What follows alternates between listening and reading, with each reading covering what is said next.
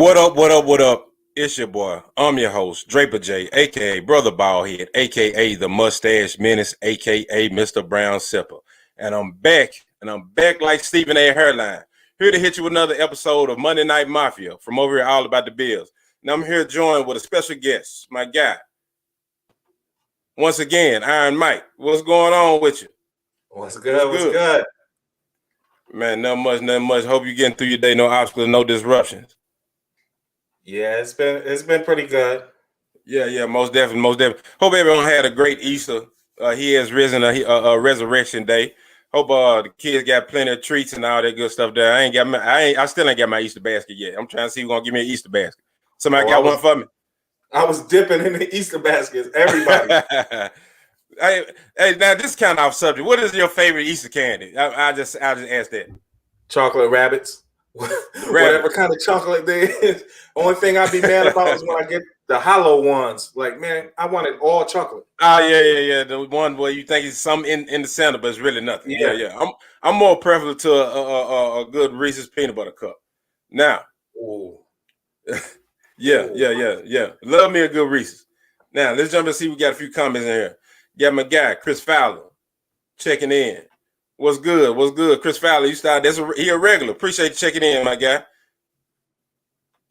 My guy, Anthony Caswell, El Presidente himself, checking in. What's up with him? You know the deal, Mr. Brown Sipper himself.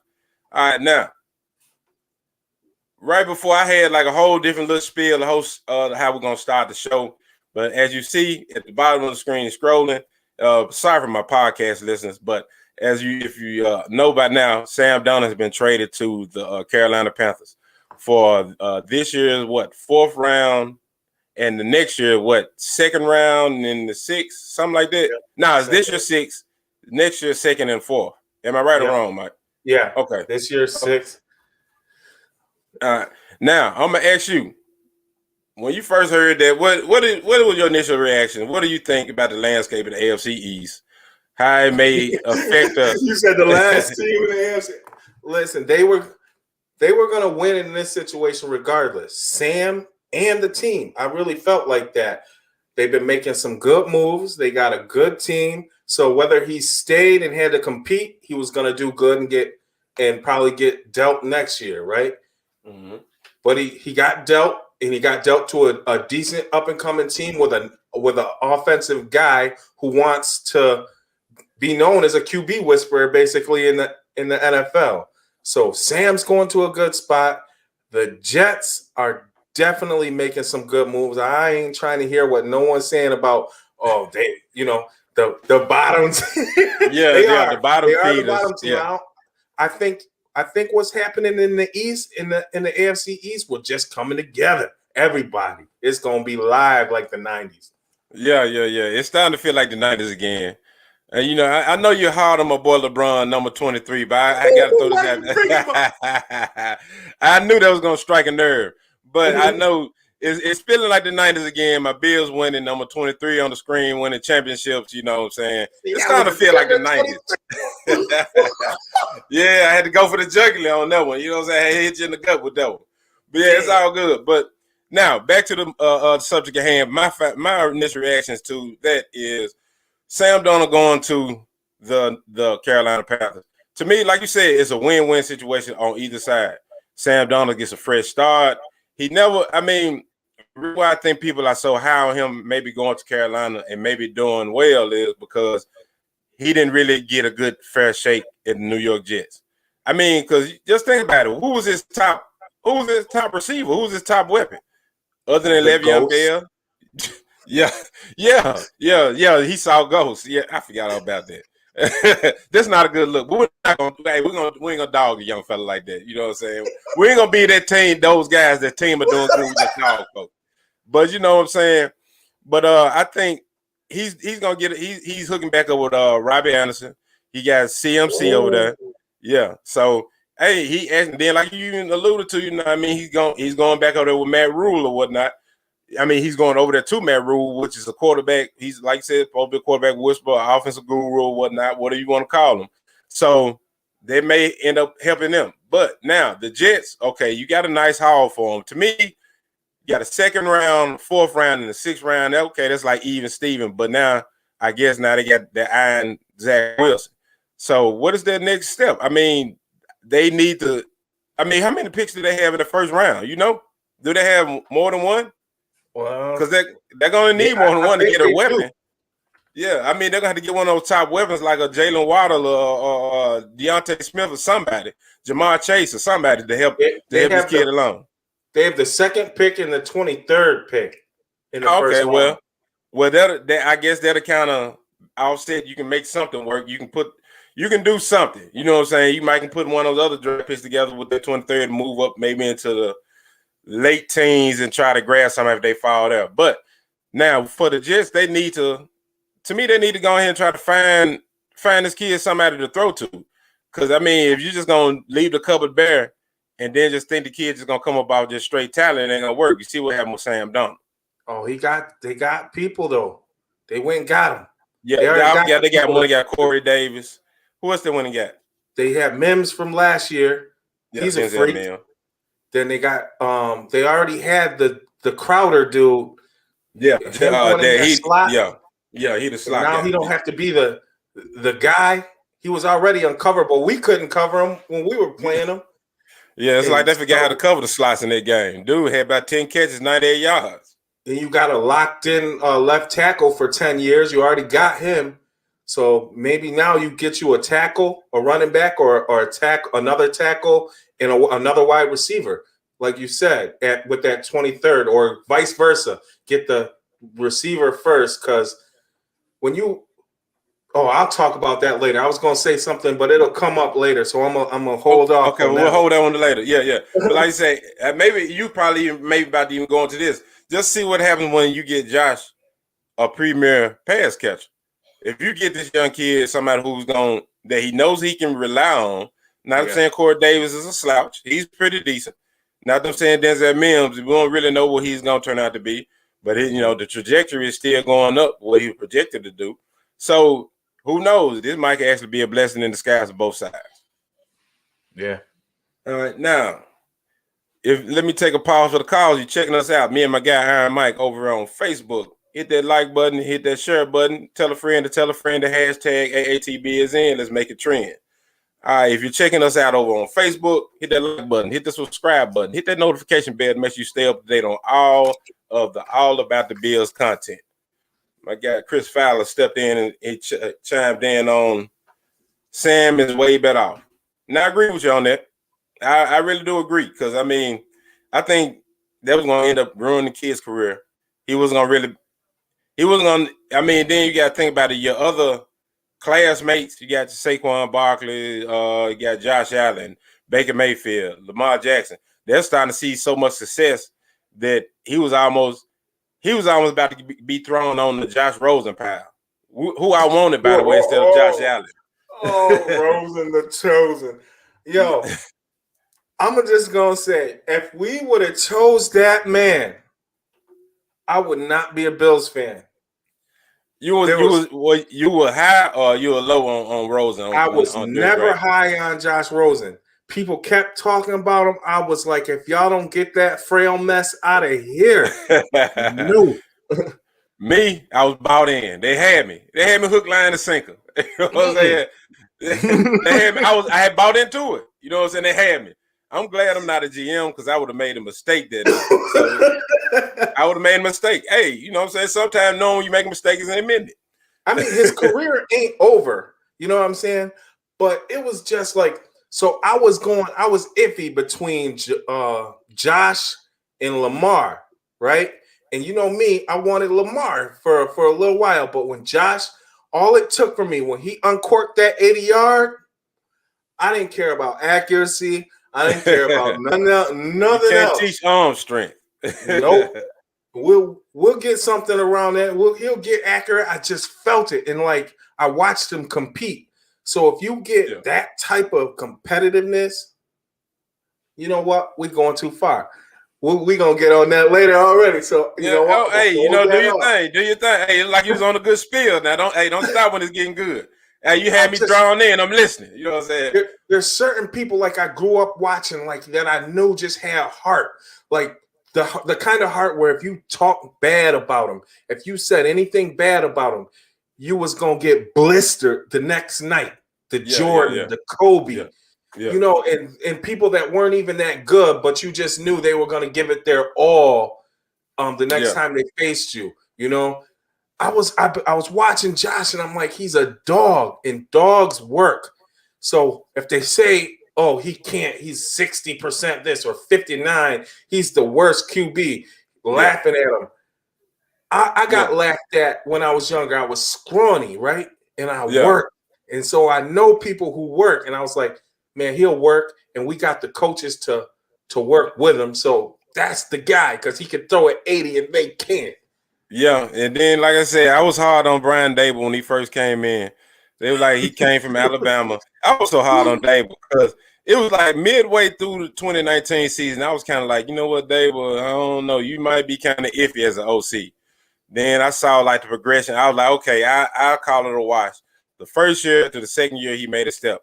This year, I did not see this even coming. I don't think anyone in that organ, they had faith he could be that way. I thought maybe he'd get there year 4. This year we're going into now. I'm talking about the guy putting up mad numbers. Now, let's jump into the next topic. I'm quite sure everyone has heard Stefon Diggs signed with the Jordan brand. Now, I'm going to ask you this, Big Mike, Iron Mike. Is this major or is it something small? What was your reaction when you heard about this?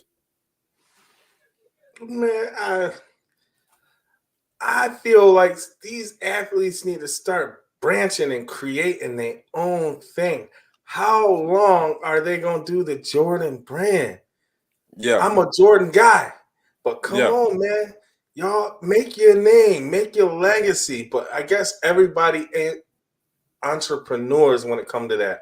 Or maybe they're thinking bigger. I'm not sure. I was happy with it. It looks cool.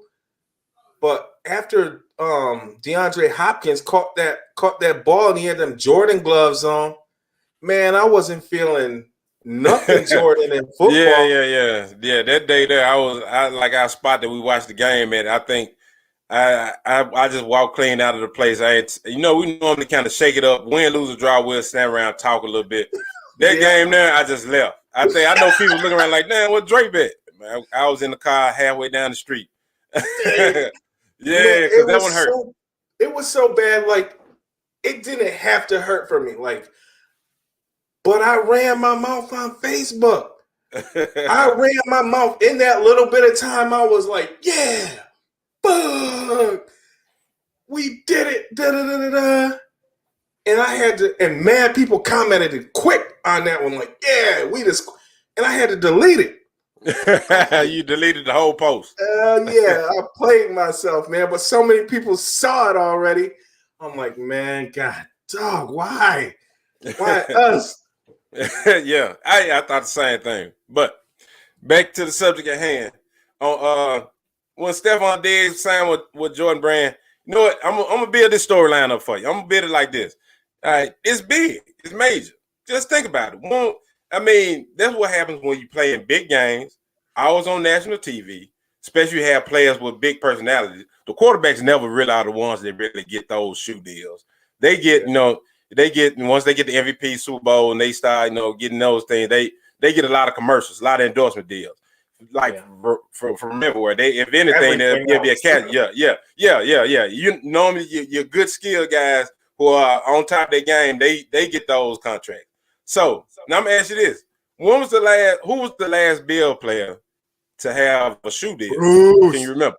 Yeah. Bad Bruce. Things. Yeah, bad things. Yeah, but look how long ago that's been. That was back when our heyday when we was doing our thing. Then it was Reebok. He couldn't even get on with Nike then. They ain't even want to let us have Nike back then. No, but Reebok was okay back then because remember, Emmett had Reeboks too. Yeah. Reebok feel like they was like in the 90s, everybody was competing, but Nike was always like they're one step ahead. Now it's like I don't know what's going on with their shoe game. Now you got players that's going out. You like D-Wade getting his shoes done over in China. You got Stephen Curry, he getting his shoes done by Under Armour. So now you like, so they rather, if they don't want to mess with Nike, they'll go somewhere else. But so but what I like about it, the difference between Nike and Jordan. Now with Nike under that, Jordan's still under the umbrella. I hate when people say, "Oh, Jordan's not under the umbrella." I hate that. He is. yeah. But yeah, I can go into a whole spiel on it, maybe another day, but not today. But anyway, like the difference between Nike, unless you're like someone like Kobe, LeBron, or whoever, if you're not like a big in that sport, maybe on the basketball side, they're not gonna really make you a signature shoe that stands out. But with Jordan, they're gonna kind of give a little flavor to what they do. Just like I think only one I remember that got like a shoe deal that I think was either Nike or Jordan was Victor Cruz. Victor Cruz had some pretty decent shoes. I don't think they made too much noise because he really was on the hype for a moment. Tap into that New York market. They figure if they could sell there, it don't matter where else they sell. Yeah, and if you really look at them, if you pull them up, if anybody watching, y'all pull them up, it's kind of like for that market. Or if you like one of those like fashion what if I can't get it out, fashionistas, whatever it is, the sneakerheads. If you're one of those guys, then you may get those because they look real different. I like them because I kind of get a different shoe, different. You have to wear with the right thing. Yeah. But like I said with Jordan, I think they're gonna put time into it. They're gonna try to make the shoe look kind of different. So, Mike, you gonna get you a pair of them? I'm gonna ask you that. Will you get you a pair of Steph Diggs Jordan brand shoes? Yeah, if he catch 4 touchdowns in the Super Bowl, I think I'm gonna get him before then. I think, yeah, because I mean, Diggs is get him because Steph he got style. Yeah, so I know he ain't gonna make no ugly shoe unless they just force a shoe on him. Like here, slap a Jordan brand symbol on it. Here's your shoe. Yeah, I don't think he'll let him do it. Yeah, I hope not. I hope he actually come up with something creative. They come up with something creative that looks nice. Because I'm gonna get it either way.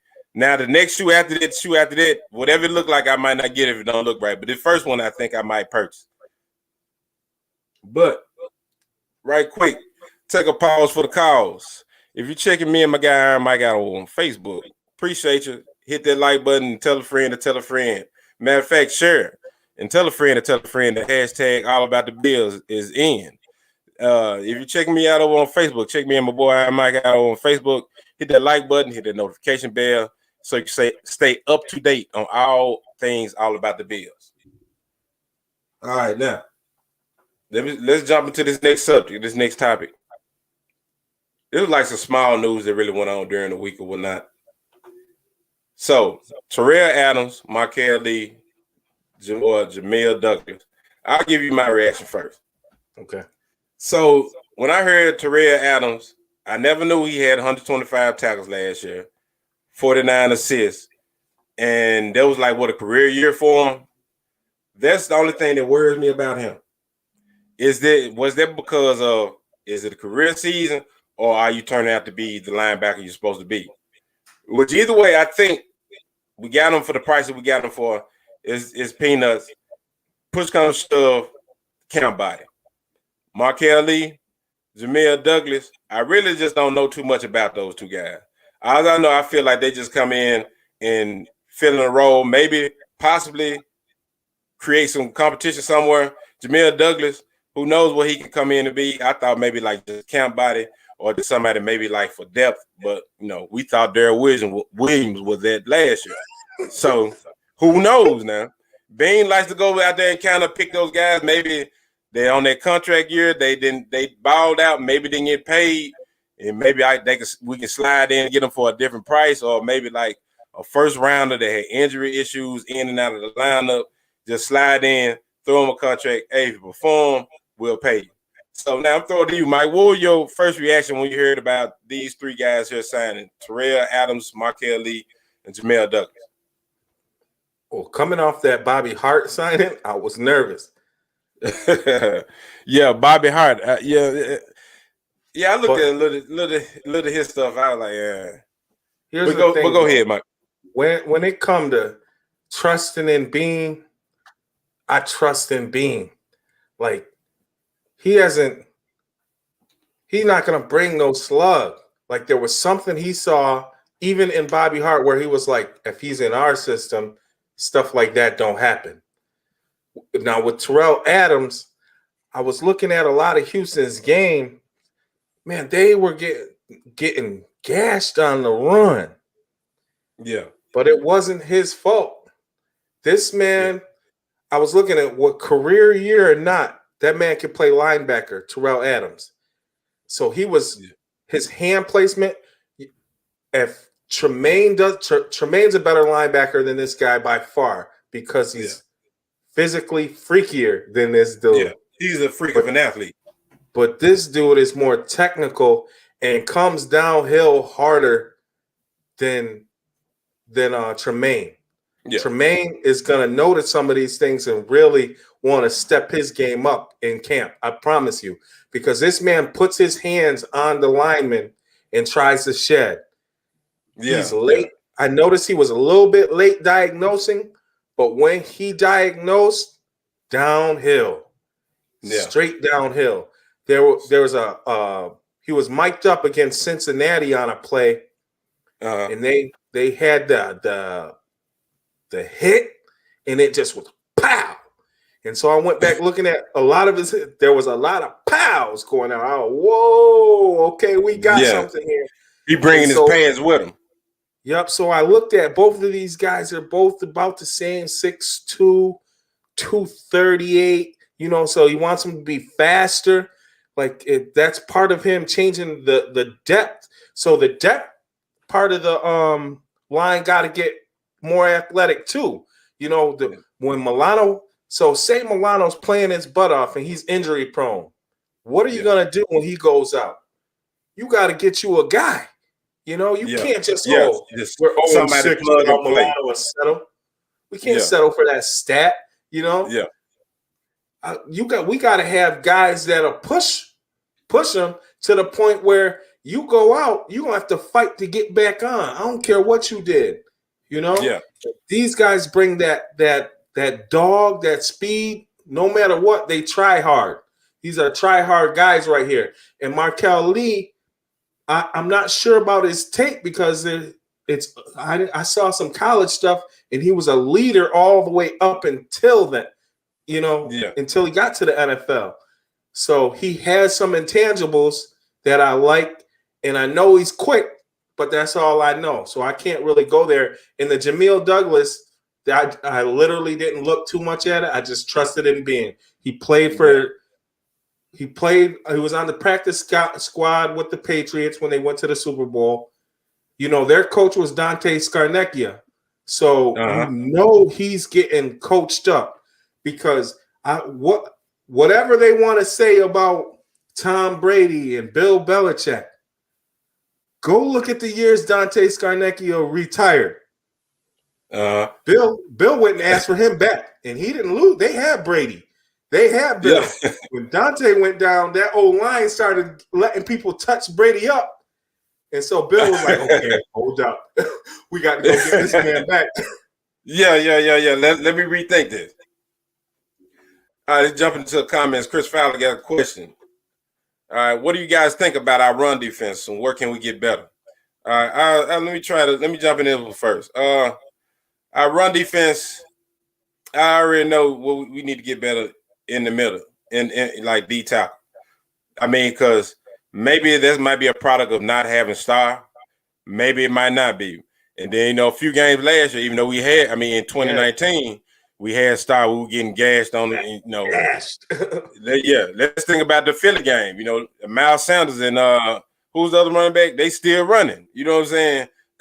I think that might was a career game for both of them. Yeah. So I think we might need to still add some beef, even though that we might have Star back and we're banking on AJ Epinesa and all that. I think it's the D-line altogether.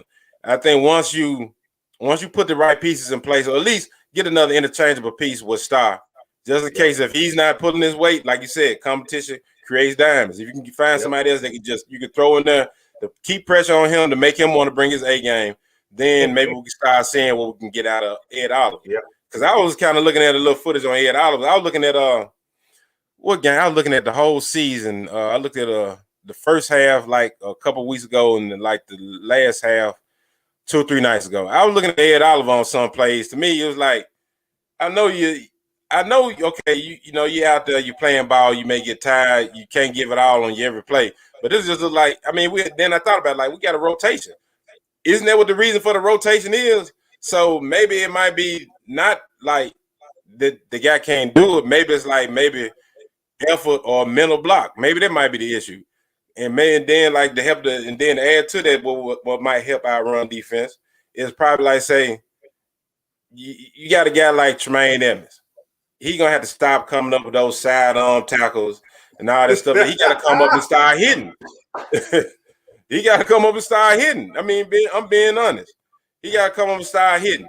I mean, because you're too big to be coming in and kind of with the Olay tackles. You know what I'm saying? You turn it sideways and you grab them and wrap them to the ground. Sometimes you got to come in there and bring the wood. So I'm going to throw this one over to you. What do you think we need to do as far as our run defense? Okay, so Tremaine is built in a way where if they're even with him or about to be even with him, he has to whip tackle. If you're gonna whip tackle, your arms got to be stronger. You got to be stronger.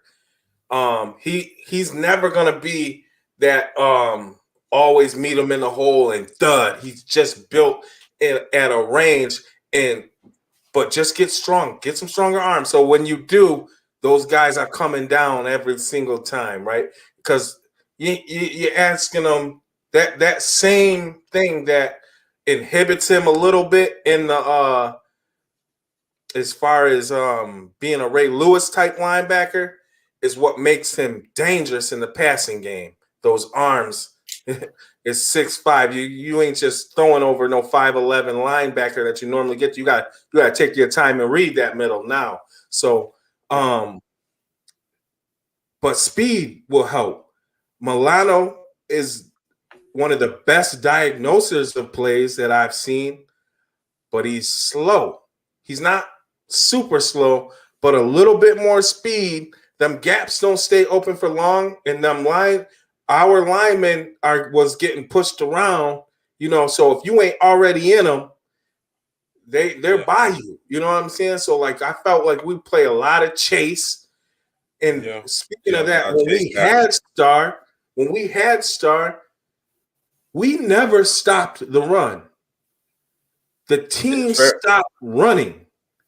There was games. Remember Adrian Peterson had 100 yards in the first half damn near the Washington game? Yep. He had we didn't stop him. They just stopped running. This was last year. This was the year before. When Star was on 19. Yeah. 19 we played Washington at the house. And there was a lot of games like that where and so we ended up looking like we did decent against the run in the second half. So then I get on my thing and be like, somebody be like, we only let up 96 yards. Yeah, we let that up in the first quarter. And then for some reason they stopped running. I don't know why, but they did. Maybe they felt Josh was about to put it on them or something like that. They had to score. But we didn't stop the run. And then towards the end of that year, if you remember, Star started playing. He started getting tackles. He started chasing. I seen Star moving. He wasn't just holding the gaps, trying to be self. Because I think at first he was trying to be too unselfish and do exactly what they brought him there for, except there was no linebackers coming down, filling those gaps that he was trying to hold. Because they weren't reading it right, So this year, Tremaine's going to be bigger, faster, stronger. Milano's going to be bigger, faster, stronger because he also has heart, and he's going to diagnose it right. Yeah. These guys we got are going to be pushing them, saying if you're not bigger, faster, stronger, you might not play. Because, McDermott's about putting the best defense out there and Leslie. And then we got some guys in the draft that's going to push them too. So the run game going to improve, no doubt. I won't mind say we got like a Marvin Wilson from Florida State. Seems like he can kind of be a big body. They can get to the. I watched the highlights on him. Yeah, I was. I know you're a highlight guy. I was first hooked on Barmore, right? And then I kept remember you kept throwing this. Well, Marvin Wilson, he's a Florida State guy. He's my guy now. And I'm you know how we do it, FSU. let me check out this dude, right? And so I watched the tape. And you know what I saw? I saw a slow-footed Warren Sapp. In a good way, y'all. You know what I'm saying? In a good way, yes, in a good way. So his feet weren't, hard. Warren Sapp used to keep his feet moving. Marvin Wilson don't do that. But guess what? You ain't moving his upper body none. No, He he's a locks rock. you.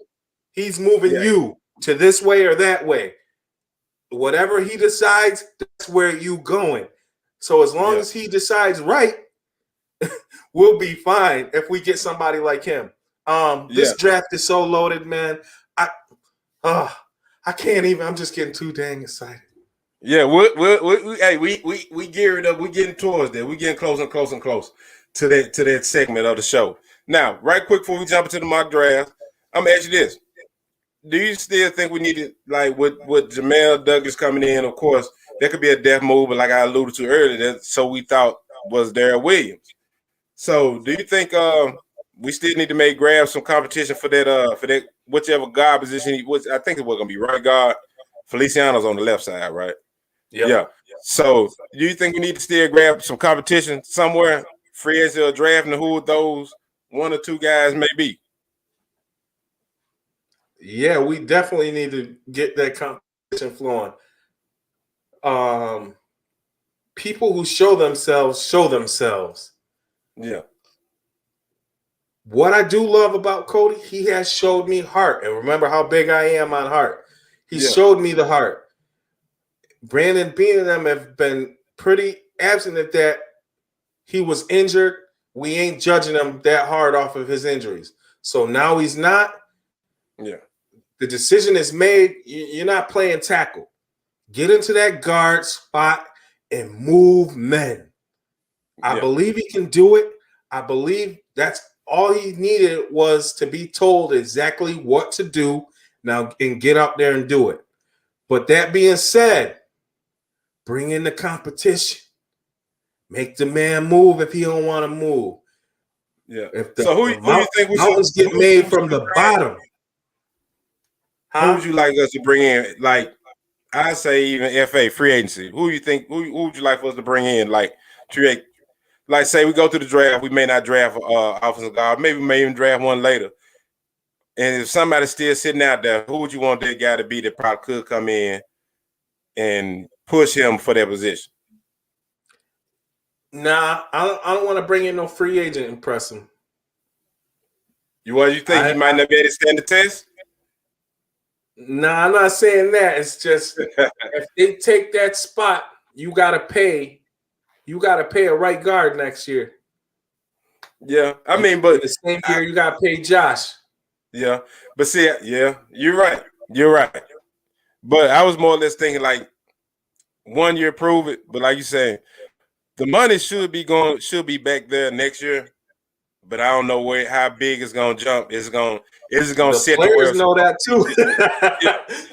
yeah. So I don't know. Is it gonna set to where it's supposed to be next season, or is it gonna blow up to where it was supposed to be? Well, I said it again. Where it's supposed to be this off season was like 225, 230ish. Like per, I think per they'll team. get away with lies about their profit statements this year. Say they had to take care of some bills. It'll jump back up a little bit, and then the year after that, that's when it's going to really take off again. But you never know. COVID could hit again. But hopefully by then everybody will be vaccinated. You know what I'm saying? Matter of fact, hopefully everyone's got their first round of vaccination. I haven't gotten around to doing it myself, so I will be doing that. I'm supposed to be going out of town here in a minute, so I got to go ahead. I got to make sure I'm vaccinated and all that good stuff there. Now, that was my public service announcement. If you take a powerful call, you're checking me and my guy Iron Mike out on Facebook. Hit that like button and share. Tell a friend that hashtag AATB is in. Let's make this thing trend. If you're checking us out over on Facebook, make sure you hit that like button. If I can get that like button. Hit that subscribe button. Hit that notification bell to make sure you stay up to date on all things all about the Bills. Now, to your favorite part of the show, Mike. we're gonna jump over to this mock drafts. Ooh. We'll file it up. All right. So I'm gonna let you go. I'm gonna post yours first. Then you go through, your spiel per player, why you chose this player, or whatever you may have seen from on the film. All right, now let's get ready to let's do it. What is it? All right. Can you see it? Yeah. All right. Let's run it down. Travis Etienne. Now, when I watch film, I like to do player comps, right? Yeah. So once I find my player comp, and then I watch side-by-side film of these guys. Now, the reason why people shy away from Travis and say, oh, might be too high for a speed guy is because they think he might not break no tackles.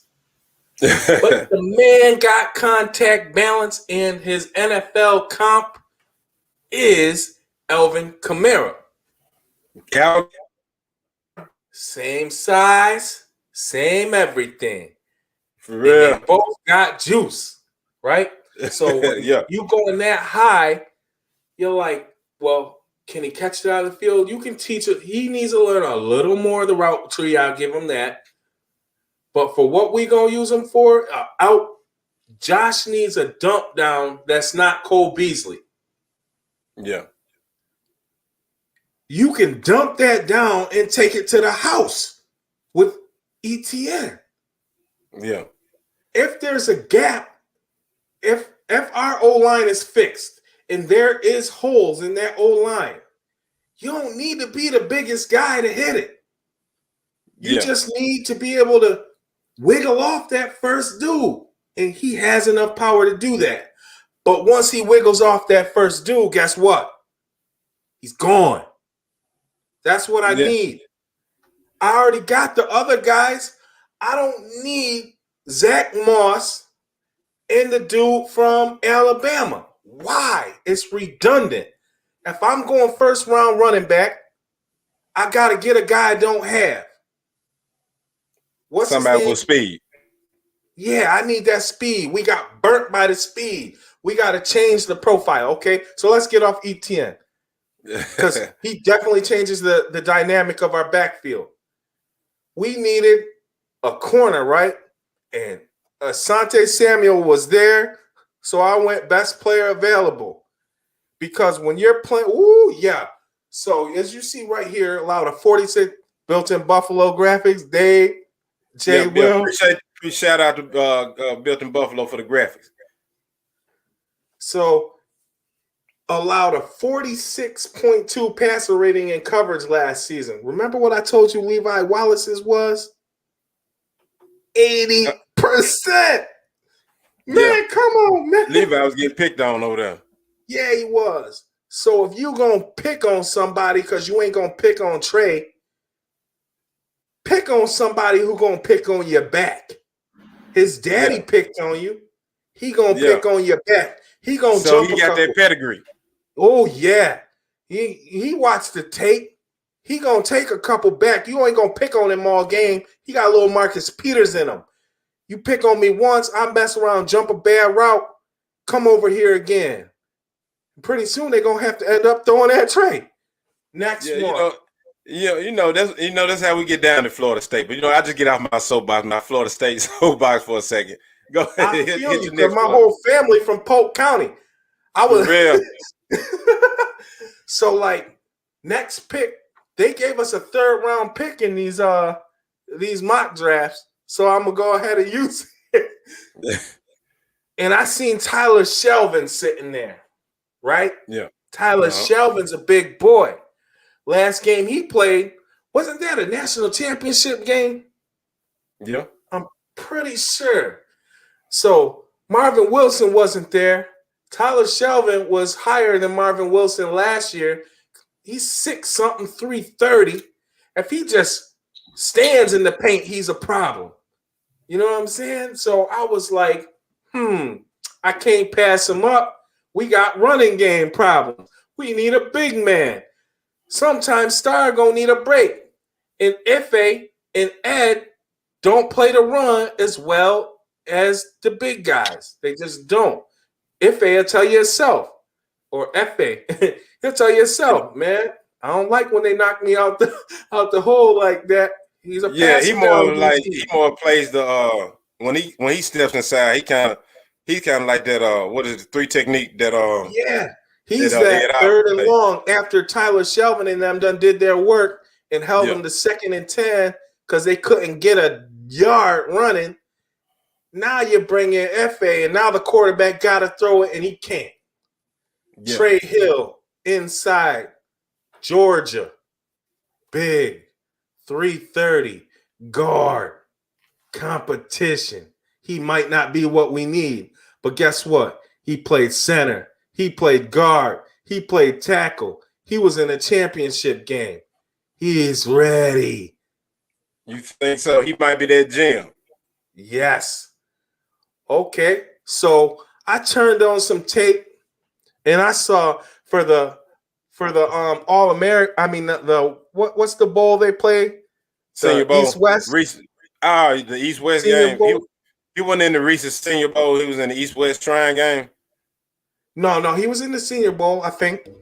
Yeah, that's the one I meant. Yeah, North and South. And I turned the game on expecting to see my Patrick Johnsons and things like that. And I didn't see no Patrick Johnson because Patrick Johnson was getting his ass whooped in practice and they didn't play him that much. Yeah, I saw that. This dude was burning the hell out of everybody. All the corners we loved. Go watch those one-on-ones. K. Johnson toasted him. The question was, did he go to too small a school? Was his competition not good enough? Man, he proved it. He was catching one-handers. Everything was with separation. Don't try to guard him in the slot. It ain't going to happen. Yeah. I saw him outside burning my guys that I was high on coming in. The Syracuse cornerback. All of them got toasted. They all got work. K. Johnson did it. So he was sitting there. I took him. Teron Jackson. I didn't know much about the guy, but I saw a little tape and I got excited. So I'm glad I'm not the GM. But if you can tell, this is the last pick. So if you can get a guy who's stout like that, who fits the McDermott defensive end. If you notice all McDermott's defensive ends, I went back and I checked and I looked at every single one of them from the time he was with Philly. Those jokers are about 6'2", 260. Yeah.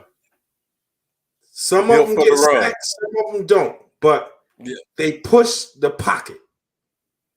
Now, I don't mind pushing the pocket so that the quarterback feels suffocated. What I do mind is the defensive ends that run around the pocket and get PFF focus credit for a hurry. Man, get out of here. I watched that game. That quarterback stepped up, delivered the ball right on time like he wanted to. I ain't trying to hear the Jerry Hughes, let it go. That's my draft, y'all. Yeah. All right, now let me jump into mine. Hey, I knew you light up like a Christmas tree when we started talking about mock drafts. So I know how to get you in. I know how to reel you in. All right. Let me give a quick rundown of mine. All right, now I want most definitely like best player available. So the Jason, if I can never say his name, Owe. Might as well say Owe. Yeah. He the one who ran the 4.3 and the 40, right? Yes, sir. Yeah. So when I seen that name, okay, he fell to me at 30. I know we needed a good defensive end. We need, like you said, we already got the strong athletes or the steady hand athletes. Now it's time to start. We got a team to stack like ours. Go ahead, swing for the fence. You might as well. Okay. All right. So that was the reason why I grabbed him. Go and grab your freak of an athlete, somebody who might can hit. If not, Then maybe 2 or 3 years down the road, you might can cut bait with him. Your team's still not hurt. All right, now next pick, Elijah Molden. I checked out a little footage of him. I like what I saw out of him. I think he's pretty solid at where because I really, when I checked out the recent Senior Bowl, I saw what's the other guy's name? Travis Taylor Jr. Those I looked at him. I like, okay, he's always in the right position, but You talking he might about the actually taller corner, the tall yeah, one? he was he was in the senior, yeah, he was on the opposite side. So I was thinking like, okay. And I started kind of looking out for guys kind of here and there. I seen Elijah Molden. I checked out a little footage of him. I like, now he's that prototypical guy that we need over there at that number 2 corner. It's because now it's time to stop messing with the practice squad guys, the guys who are great stories. They make the roster, a la Lee Evans, Dane Jackson. Not taking anything away from those guys.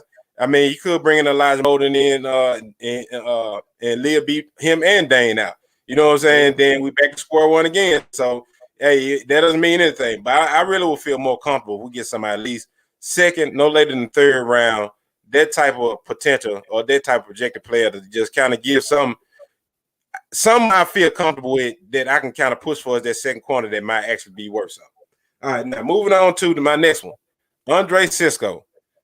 Now, when I check this cat here out, now when you say you hear nothing but that pop, every time he plays down in the box. He brings his pads with him. He can and will play center field if you need him to. So I really like Andre Cisco. I think probably like 3rd round, 4th round-ish, we might have a chance at him. And then I want somebody that possibly like say if we play a team that still likes to throw, but then they're in like those 2nd and 5, 3rd and 5s.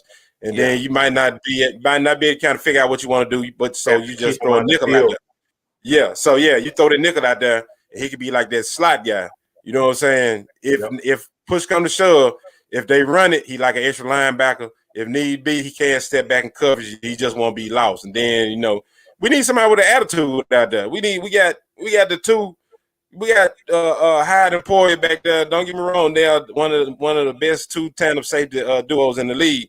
But neither one of them is just really going to drop hat, as we like to say in the South, or bring that equipment. So basically what we saying is we would have loved Jeremiah Owusu Koromoa, but we just wasn't in play to get him. Nah.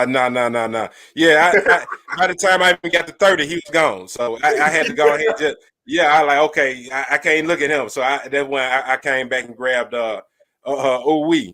I guess it's gonna be his nickname from now on. Hopefully we get a chance to draft him. Yo, do you imagine on Sundays if he get a sack? Ooh wee. Yeah. I can see the t-shirts already being made now. Built in Buffalo gonna have them, baby. Yeah, most definitely. Shout out to Built in Buffalo, most definitely. All right, now moving along, go to my next one. All right, with Shard Weaver. I checked out. I really like what I saw of him. He seems like he's one of those guys that's really hard to move. He doesn't stop on the play. You know what I'm saying? You need somebody he's not gonna ever give up. You know what I'm saying? So, and then he was the guy who did the most reps on the bench out of the D linemen. Wasn't it him? Or there was another guy from Pitt? That was Wallace. Okay. I got them mixed up. Then okay. And then you think about it. When I asked that question in the chat, I looked down and I saw his name. But you gotta forgive me. But with Weaver, I like to see for us at least. Okay, you see me get the old boy out of Penn State in the first pick. Still double back. That doesn't mean we're through. Just keep bringing in more competition. I mean, if you do that, and if you look at my first 3 picks, it's all defense. Mm-hmm. My first 4 picks are number defense. Out of those 4, if it were to fall that way, somebody out of that 4 is going to be a baller. Yep. You know what I'm saying? And what all those guys have in common, they are very good at one thing: either speed. They're not afraid of contact. They can they can push the pocket, get to the quarterback. If they can get to the next level and do those things right, and our coaching staff can teach them how to do the next thing, put another thing notch in their belt, then I think we'll be all right. Now, let me move along over to Javian Hawkins. I didn't know anything about it. The sound fall. I was like, okay, I haven't gotten a running back yet. Let's at least try to get another running back in there and kind of shake up that running back room. I'm listening here because Yeah. all I saw was Tutu Atwell. So fill me in. Yeah. Well, Javian Hawkins, I really never just really I like when I picked him, it was like okay, it was like spur of the moment. Let me just grab him just because of for the fun of it. But like I said, I haven't heard anyone even talking about him, so I just really just okay. Yeah. Let me grab us a back out of the draft. So let's just see how that goes. So somebody else got to come in that running back room, maybe possibly create some competition. If not, push come shove, hopefully you play special teams or something like that. Because I mean, you know how they cover their special teams player. Yeah. All right, now Cornell Powell. Now I really like Cornell Powell, but I really had my eye on the other guy, Amari Rogers, but Cornell Powell, I think I like what I saw in him. I think he's one of those guys that you wouldn't mind taking a flyer on just because of just see what he can bring to the table.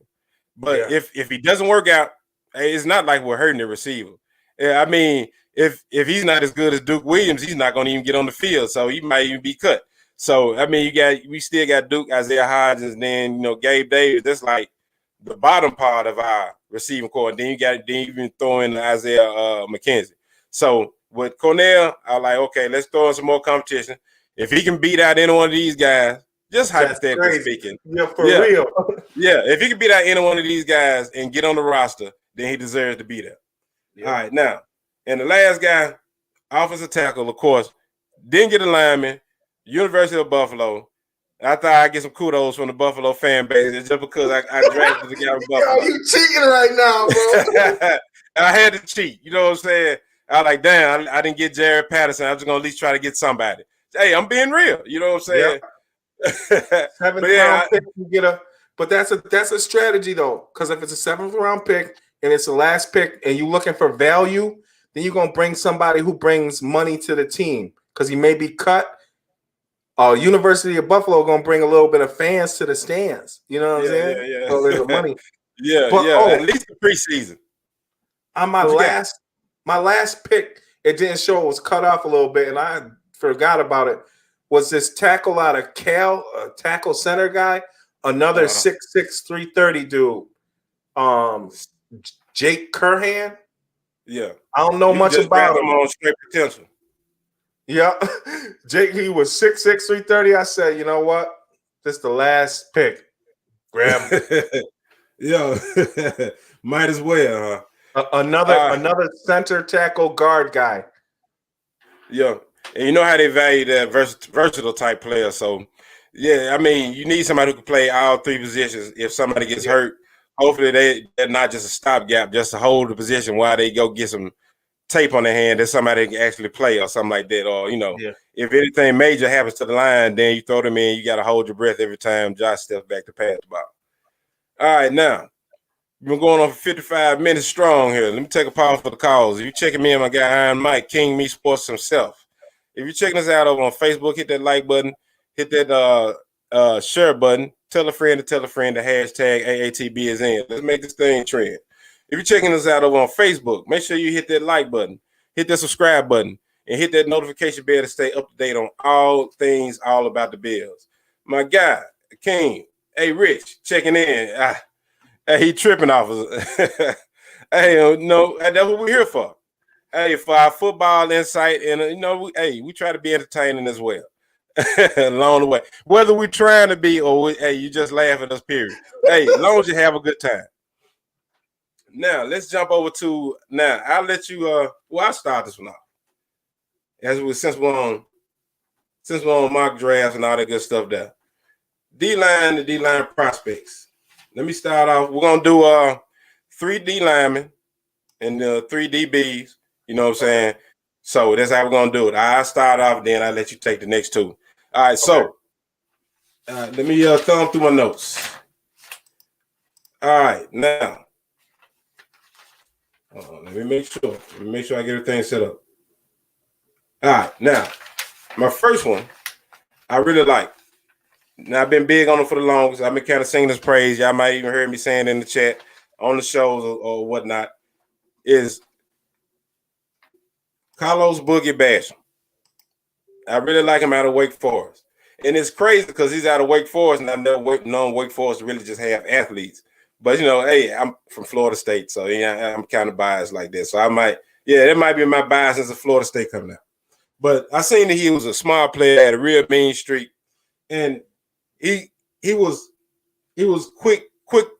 If I can really word it right, he moved quick off the snap. Like when this ball was snapped, he was real fast. You know what I'm saying? Real, soon as the ball snapped, it's like he damn near got the snap count timed in his head. And then, like I said, just like when I talked about Andre Cisco, who I'm still big on, I mean, we need more guys that got that mean streak. We got too many choir boys out there. We got the process guys down pat. The locker room is straight. You know what I'm saying? The locker room is cool.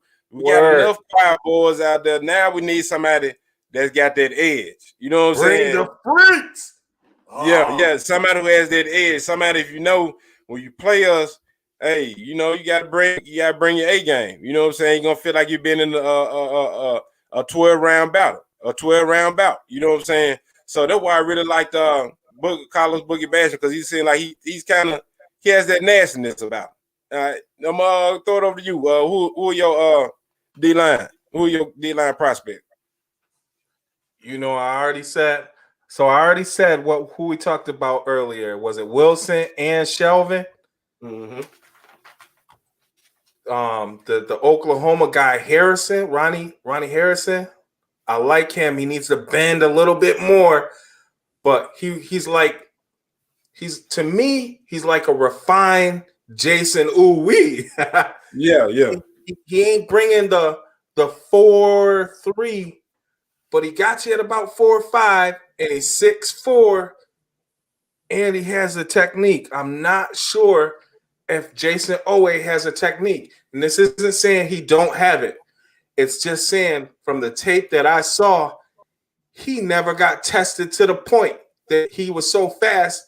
He did a little shoulder dip and he was around, but he only had 4 sacks or 5. So I was nervous about that. So give me Ronnie Harrison. Give me Kwity Paye. Kwity Paye got some Bruce in him. You think so? He got some bad things in him. Some bad things. So he has just enough athletic pop, but he loves to learn technique. And that technique carries the day for him. Right now, he's so technical in the run game, you're not going to fool him. He needs a little bit more pop and a little bit more hand movement in the passing game. If he got that, boy, that'd be my number one guy over everybody. But he's missing it. So, yeah. All right, now, my next two as far as on the D-line, I really like Gregory Rousseau. I know everybody's big on Jalen Phillips, but like I say, even though they more defense. yeah, it's like they're kind of comparing them to Aaron Maben, which is like, I guess he was, and then the injury concern kind of concerned me about Jalen Phillips. You know what I'm saying? Because he almost had to be to the point where he had to retire from football. Then that's when he came over to the University of Miami. So who knows what they Maben? They comparing Jalen Phillips to. They need to stop. Is it Phillips? Hold on, make sure. I think it's Phillips. I think it's Jalen Phillips. He's stronger and slower than that dude. He ain't him. Yeah. I think maybe because it's like maybe one. Yeah, maybe it's because like that 1 year of production, like Maven had. Yeah. You know what I'm saying? I'm thinking that's the reason why they give that assumption. But mine, like I said, mine is Gregory Rousseau. I seen he plays like multiple positions up and down defensive line. He's long, lanky, knocks down passes if he can't get there himself. It never quits. You need somebody who has that built-in dog, because you can't build, like we talked about earlier when we were talking about Josh. You can't coach a dog. You can't coach that dog into a person. They got to already have that dog already. So you got to get you somebody who already has that dog in him. He reminded me a little bit of remember Greg Hardy? Yeah. Fast. Carolina Panthers. Yeah. But and my next one I'll go with Joe Tryon from Washington. Okay. One move, get to the quarterback real quick. Can read and develop the play while it's in the making in the backfield. So you need guys that already have that already in them. If you can coach, you can't coach a dog in them. If they got a little dog in them somewhere, I would like for that to jump off the screen at me. But if you got somebody who knows how to get those hands set on that line, read the backfield, not easily fooled by the hand fake, and can shed, like I said, shed his block and get to the quarterback, I'm all down for it. All right, now moving over to, did you do your 3? Or you got one more left? I'm good. I'm good on the line. Yeah. You ready to get over to them DBs? Chomping at the bit. Hey, I'll let you start with the DBs. You give me your first DB that you I guess could be our wish list. Maybe if we wanted, we checked out film on and kind of jumped out at us. Okay, so we talked earlier in my mock draft. We had Asante Samuel. That's the guy I get at the top, right? But then the sleeper for me is Trey Brown out of Oklahoma. Yeah. If he was, I know how they say, if he was this, if was an F, it'd be a fifth or something. Yeah. If it was a fifth, we all be drunk. If he was taller, he would be the top player picked in this draft. Okay, second player picked. Yeah. Trevor will go before him. That's it. But he is shorter. But we saw the impact Teron Johnson played for us. Without Teron Johnson, do we beat Baltimore? I don't think so, because they was going in for a score, and you know how they get when they score. Get a whole lot harder to play. Yeah. So, Trey Brown is more sticky than Teron Johnson. So you think he can go in the slot and play inside or outside as well? Inside and outside, and that's where he makes his hay. He can go outside too. They're thinking, you ain't gonna pick on him either, So you got double Trey. You got to deal with Trey Day and Trey Brown. You're gonna have a bad day. Hey, I see you might need to get into the t-shirt game too. Now, you know what I'm saying? You coming up with some good ideas for the ooh-wee, the sack. You know what I'm saying? Yeah, the Trey Day twins in the secondary. I see you. All right, now let me get on to mine as far as like the DB I really like and I really watch. A little footage on. All right, now first one is my guy. I can't take all the credit on this. My guy A. Rich put me on him. Then I started watching film and things of that nature. It's Richard Grant from University of Central Florida. Yeah, once I really saw the film on this dude here, I was like, you know what, we can use him, because I didn't know what we were gonna do as far as like, Michael Hyde at that point when I started watching film was like he hadn't done the contract yet, so we didn't know was they gonna let him play it out. Then the money was looking ugly. Are we gonna be able to sign these guys? So I started looking around. So Richard Grant, he jumped off the screen at me. All right, he's a physical tackler. He can play in the box, cover tight ends and slots. That's what hurt us against the Chiefs. We need somebody who can step down, come down and play. So we need somebody who can play the slots, the tight ends. So that what was hurting us, especially when we try to go man. It's like we get lost with the tight end and stuff like that. So we need somebody that can cover them. And then he seemed like he's he seemed like he's a peanut punch artist. He seemed like he mastered that. Like trying to break the ball out, punch the ball out. Even if he got beat and he can catch up with the tackler, that's like he gonna try to secure that tackle, but that's the first thing he gonna come over with their other arm and try to punch the ball out. You know what I'm saying? I think with a guy like that, how McDermott and Leslie Frazier love their versatile players. A guy like that fit day one in our scheme. So I'm glad you said it, because he has been the unspoken name. I didn't even want to speak him because I know people be like, we got Micah Hyde, we got Jordan Poyer, but they getting old. Yep. They creeping. They at 30. Right. They right at 30. They replacement. And this Richie Grant dude that you talking about, I'm glad you brought him up. I'm glad y'all was on that, man. Yeah. I shouldn't even expect no less from A. Rich. You know, A. Rich be coming up. Yeah. Because he put me on Shaq Smith, and I kind of started not watching the recent Senior Bowl. Like, okay, I see what he's talking about. Yeah. So once he threw it out there, like, you know what? Let me go and just really look at footage because you never know who's gonna fall to you. And then I don't want to be that guy that's watching the draft and I don't know nothing about these dudes, like if they actually can play or whatever. And then I don't know what they expect. Them they splash. I'm just as shocked as anybody else, and they actually were doing that in college. Yeah, because like I noticed sometimes with our offense, we had to rev our engines up. And once they got going, we have a great offense, right? But KC, KC have to do it too. So what do you need? You need guys that's going to get you that ball back, the Milanos. And Richie Grant will get you that ball back. Micah Hyde done stopped taking the ball away a little bit. I don't know if it's a scheme. I don't know if he has to cover too much for the running game, he felt, so they both were up a little bit further. Somebody going to have to sacrifice the takeaways. I get it. But Richie Grant going to find a way, whether it's forcing a fumble or getting that pick. He's instinctually that dude. There's only one dude that's like, I felt like at safety could make that much of an impact. And that was Paris Ford.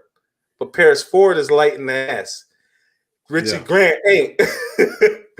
Well, I kind of was I kind of liked Zaven Collins. Well, I still do like Zaven Collins, the outside linebacker that can play a little strong, that can come down, that can cover a little bit too. Oh, you want him at safety? Ooh. Yeah. He kind of like my dark. Yeah. He kind of like my dark horse. If he does fall to us, we better grab him because I would hate to see him on another team. Speaking of like Zaven Collins, I hate to see him on another team doing that to us, and I'd be like, nah, he could do that the whole time. So we should have grabbed him. Yeah. He would dog us for years. Don't let him go to the Dolphins. But he's not my official. Well, in my three, my second one, I guess he's officially because I've been beating the drum for Zaven Collins for the long. So I guess I put him in as one of my two picks. And then this last one is kind of like a real shot in the dark because I mentioned him earlier, Keith Taylor Jr. from Washington, the other corner on the other side of Elijah Molden. Now, I like what I saw. Yeah, I like what I saw out of him in the recent Senior Bowl. He gave up some plays. He gave up a touchdown or so, but he seemed like he had that short memory type of deal that you need at a cornerback. Didn't really put his head down. He kept playing, kept fighting. Now, when I looked at him on film, yeah. When I looked at him on film, he's good in man coverage. He's never really out of position. I mean, one thing I think he needed to work on to me as far as like being at DB is locating the ball better. Because he's always in position from what I've seen. And then if you're always in position, he was always in a way to at least knock the ball down. But there'd be some of you would really turn around just a little hair or a second earlier, it'll be an interception. Or you can have, or we might get picked like that. It's been a minute. Ronald Darby, Leonis, they was always in position. But Ronald Darby's still picking, still getting contracts. I forgot all about Ron Darby. That's my boy too. Number one pass defense last year. And now he done took his count to the Jags, got paid. Yeah, and that's my boy. It's been a minute. It's been a minute since we had somebody, and then it's been a minute I heard Ron Darby. Like I said, he was always in position. Ron Darby, I was really picking him to be that next guy. Like since we had, and that's when we had bump and run at that time. So I'm thinking, okay, we got two bookends out there. So and then that was his thing. But I would take a Ron Darby right now over Lee Wallace. You know what I'm saying? Give me that Ron Darby that was in position. Wallace trying to get Ron Darby money. Ron Darby done outpaced him by a lot. Yeah. Now let me take a quick pause for the calls. We're going on 1 hour 11 minutes. We're gonna jump to this next subject. And we're gonna probably have to round it on out for the night. If you're checking us out over on Facebook, you're checking us out over there on YouTube, appreciate that. Hit that like button over on Facebook. hit that share button over on Facebook. Make sure you tell a friend to tell a friend that AATB is in. If you're checking us out over there on YouTube, make sure you hit that like button, hit that subscribe button, hit that notification bell so you can stay up to date on all things all about the Bills. Now, before we get out of here, I'm Mike. I don't think I've asked you this one. This is going to be a good one. These next two, and then we out of here. Stadium name. What do you think about this name of the stadium? I know we talked about it in the chat and all those good things, but I really would like to get your real reaction. Just take yourself back to that moment when it went down. I know now we've all cooled down. It's like, okay, it is what it is about the name. Just give me on record, what was your initial reaction when you heard Highmark Stadium? Okay, I'm going to be honest. I liked it. Really? I liked it. But then when I heard you and your Southern accent with it, boy, I was like, man, they finna clown us. Because you say it's so cool, it's too cool. And so I'm like, man, they finna clown us with this. But I'm gonna, like, set the bar high. Cause, man, you're gonna have to play at the high mark today. Yeah, it's ways they can play around with it. Like, I thought about it's Highmark, Blue Cross, Blue Shield. They can kind of play around. Hey, you got to come see the Bills at Blue Field. They can call it that. There could be a new nickname coming up for it. Bluefield, like you say, we the high mark of the NFL. You know what I'm saying? But when I first heard it, initially I was like, hold on, I hate it. But I was like, but let me be cool because I'm just in the South. I don't know about different brands that may be out there. They may, Highmark might be a big food chain store somewhere else. I didn't know. I didn't know it was the Blue Cross Blue Shield up in Buffalo. So once I started actually hearing what it was, now I really like, man, they could have waited. They should have just kept calling it Bills Stadium for one more season. I mean, they couldn't get Mitchell and Ness on the phone. I mean, yeah, at least give me somewhere I can walk right in and give me a throwback jersey. You know what I'm saying? Mitchell and Ness Stadium. Oh, that's what you mad about. You can't get your new era cap. Yeah. Give me something. Okay. Yeah. I want to be able to step right in, like when they had the store and the new era caps and all that good stuff. You getting the freshest Bills hats and all that. But now new you can step in there and get you some insurance coverage. COVID going down. So hey, I get. You know what? Now you put it like that. Hey, we tripping, but hey, it might be some truth behind it. They might be trying to play that COVID card. You know what I'm saying? Like, hey, since everybody got their Rona, we're gonna make sure. Hey, then they can build like some kind of facility on site. You know what I'm saying? Right. People get sick. You know what I'm saying? We never have to close down. The Highmark always open.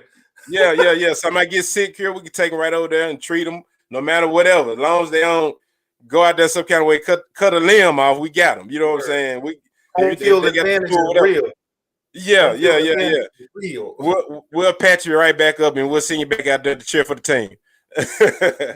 Speaking of that, I want to shout out my guy, Buffalo Joe, with this shirt he gave me. Well, I paid for it because that's how I do it. You make it, I pay for it. I don't just ask. I'm so Buffalo. My guy had his idea took by somebody, so I wanted to shout him out and let everybody know that's him. Buffalo Joe. Andy can rap. Throw together an intro for you. Who's the guy you had throw the intro from a couple weeks ago? That's Don Brown. Yeah, he pretty talented. I think he's from up that way. Yeah, and man, I appreciate that love from all Bills Mafia when they reach out to me, especially like him. He just saw what I was doing over on Instagram.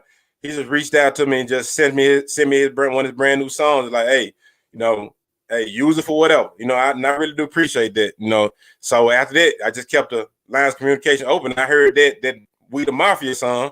Then I had Monday Night Mafia. I was like, you know what? I hit him up. Hey, I got to have that song right there too. So yeah, so he got some more things cooking in the near future. I told him whenever he drop a new Bills song, hey, I'm your guy. So before we get out of here, Mike, what are your Josh Allen 2021 season stat predictions? Whew. He gonna win. Take your time, brother. Like how they say in the South. He gonna win, and win some more, but it's going to be harder because the defense is going to be geared for this guy. But he gonna have his weapons, and he gonna use them. I feel like he's gonna have a better year, but a harder year. He's gonna work more for this, but he's gonna have a running game. He's gonna have some outlets he can dump it easy to, where he don't have to make the perfect throw in order to make everything happen. And Diggs gonna be Diggs. The Diggs thing don't stop. It ain't gonna stop. Beasley ain't gonna stop. Gabe Davis ain't gonna stop. He only gonna get better too.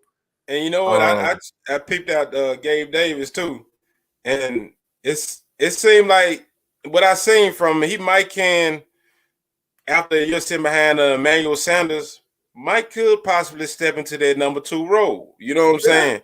Did I forget about Emmanuel Sanders? Yeah, you can't forget about ES. You can't forget about that guy there. He's like an older version of Stefon Diggs, but in a good way. Yeah. Yo, this season finna be. Oh my God. Let us pray. Hey, is it Sunday yet? Is it football Sunday yet? That's all I'm trying to find out. But I'll give you my quick one. I said since I did Josh Allen season prediction show, I said this was even before we even got Emmanuel Sanders. I say he's going to get 5,000 yards and a mass 50 touchdowns. 44, 45-ish in the air, and with the other ones being the ones he run in, or he may even catch another one. Yeah. So I think that's going to be the type of season he's going to have, because my reason being because of this. I think once a quarterback gets a grasp on the NFL and how you take advantage of certain defenses, now they know what to look for in other defenses. And then now you got them coming back with the same offensive coordinator. The same quarterback coach. So now, if Dable leaves after this year, okay, I'm confident. Yeah, now he's gonna be that quarterback to where he can tell Ken Dorsey, "Hey, look, this offense. This offense I want. This is what I'm comfortable with. You know the throws I can and can't make. So, let's go ahead and lay out an offense that I like with the weapons we got." Ken already writing plays and got some of the plays that Josh loved. You already know it. So, Yeah. So I'm hoping he does get his chance, but I think if Dable leaves after this season, hopefully we are that successful where he does leave. Ken Dorsey, he's just gonna be Ken Dorsey might just get a job out of the fact of kind of like that effect. I'm not gonna throw it all the way out there. I want some people to murder me who will be all over me if they ain't Bills fans. That he kind of be like that guy that gets hired. Like, let's think about what who's the head coach at or the offense coordinator that was there at Denver when Peyton Manning was there? Was it Mike McCoy? Oh no, you talking about Adam Gase? It was Adam Gase? Oh yeah. It was. I thought so. So Mike McCoy wasn't there too? He was, because he ended up getting the Chargers job. He went to the Chargers. Yeah. He was there. Yeah.